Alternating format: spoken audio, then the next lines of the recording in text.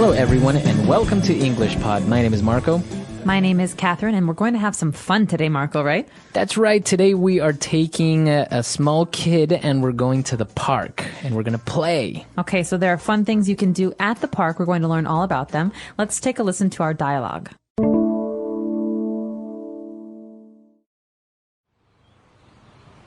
Hey, honey, where were you? I decided to take Kenny to the park and get some fresh air. How was it? Were there a lot of kids? It wasn't too crowded, but we had a great time. We got on the seesaw together, then went on a couple of different slides, and then I tried to go with him in the jungle gym, but I didn't fit. Sounds like fun. When we go, he always just likes to play in the sandbox. Yeah, but today he was really hyper. He even got onto the monkey bars. And then he went on to go on the swings for half an hour. I'm exhausted. You should go to the park more often, since you don't go to the gym anymore. All right, we're back. So now let's take a look at some of this great playground equipment on Language Takeaway. Language takeaway.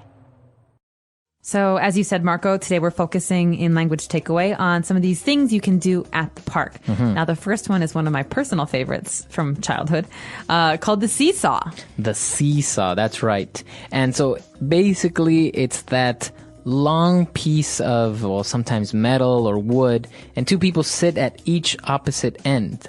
Yes, and so when one person goes down, the other person goes up. And when that person goes down, the other person goes up. So it's a seesaw. That's right.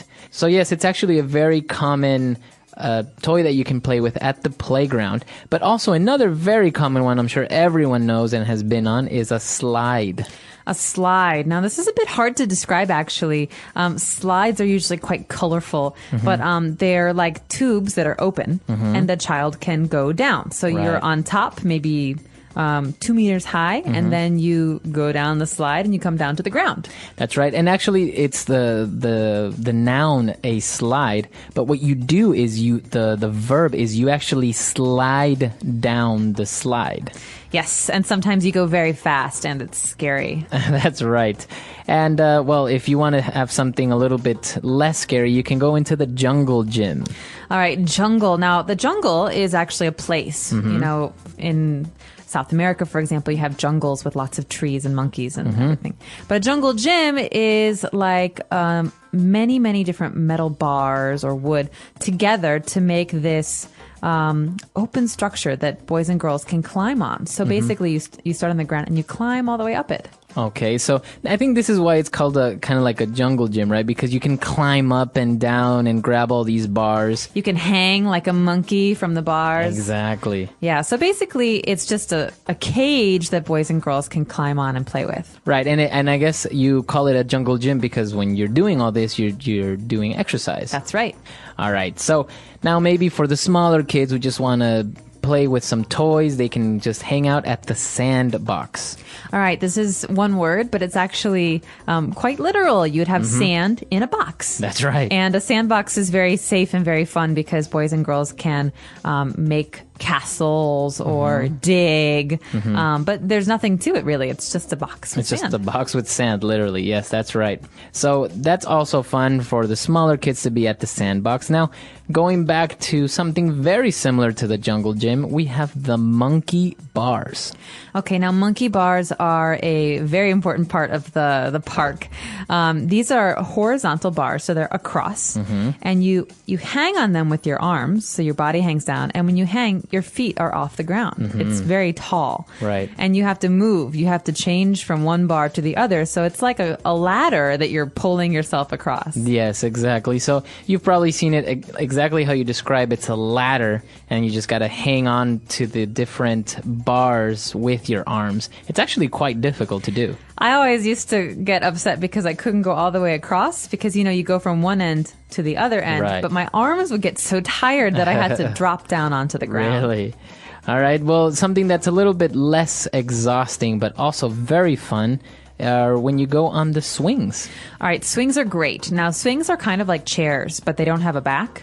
So you sit down on a piece that's maybe plastic, and someone behind you will push you. Right. Because you're on these hanging chairs, and they'll push you, and you go forward and backward, and you can go very, very high, and then you come back down. Exactly. So these are swings. All of this equipment you've most likely seen at any of the parks that are nearby, but we're going to post some pictures as well so you can see more clearly what they're all about. Now let's go and review the dialogue again before we move on to Fluency Builder.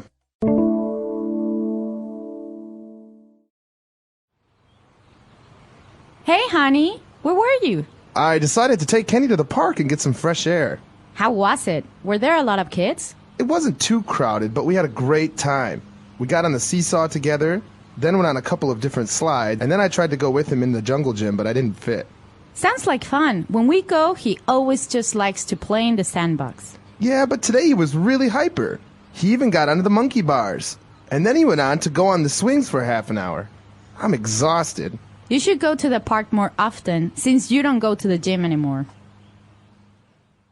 All right, we're back. So now let's take a look at 3 phrases on Fluency Builder. Fluency Builder. So our first phrase today is actually something that the parent is talking about. She wants to take Kenny to the park and get some fresh air. Now, right. What does it mean to go get fresh air? Well, basically, it means to go out and maybe walk or just be outside and get air from the outside, because sometimes you're in your house all the time and that's not fresh air. That's right. So basically this means exactly what you're saying. It means going outside. So kids often need to go get some fresh air, but also adults do too. Right. Sometimes I feel like when I'm working in the office for a long time, I really need to get some fresh air. So that means I go outside for a walk. Exactly. So you can tell your friends, oh, excuse me for a minute, I'm going to go get some fresh air. Or you know what? You're looking a little bit pale. Maybe you should go get some fresh air. Exactly. And talking about all this great equipment and how much fun you can have, the wife said, wow, that sounds like fun. Okay, so sounds like fun. It's not actually a sound. This phrase is really important because we say it a lot, but it actually just means that it sounds like it will be a fun time. Right. Or I think it will be fun.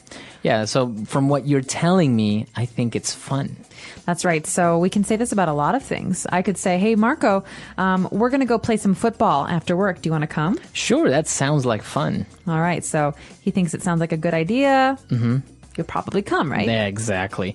So if something sounds like fun. All right, and moving on to our last phrase, we said that it was a great idea that we're going to the park and getting fresh air because we don't go to the gym anymore.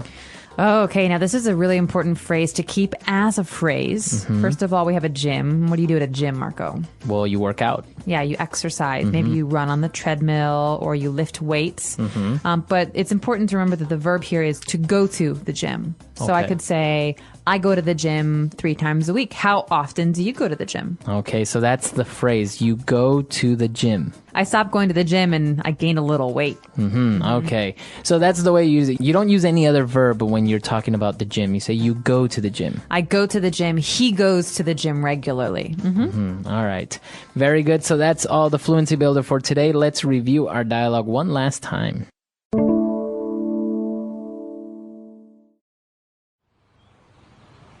Hey, honey, where were you? I decided to take Kenny to the park and get some fresh air.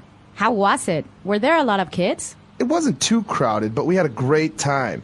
We got on the seesaw together, then went on a couple of different slides, and then I tried to go with him in the jungle gym, but I didn't fit.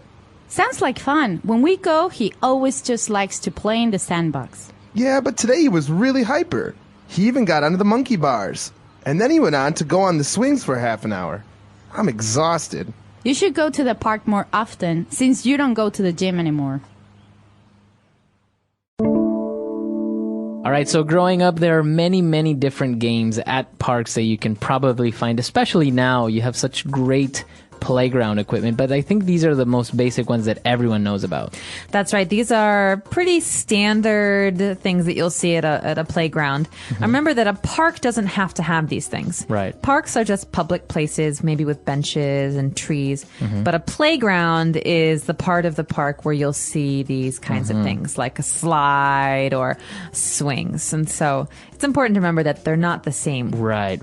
And now, did you ever have a bad accident, or did you fall off the swing or the seesaw, or maybe you fell off the slide? Oh, I fell all the time. Oh, really? Never a serious accident, but swings, I liked to swing. And when I was forward, up in the air, I used to let go and jump. You would jump off the swing. I would jump off the swing. So when you're very high in the air, it feels like you're flying for a minute.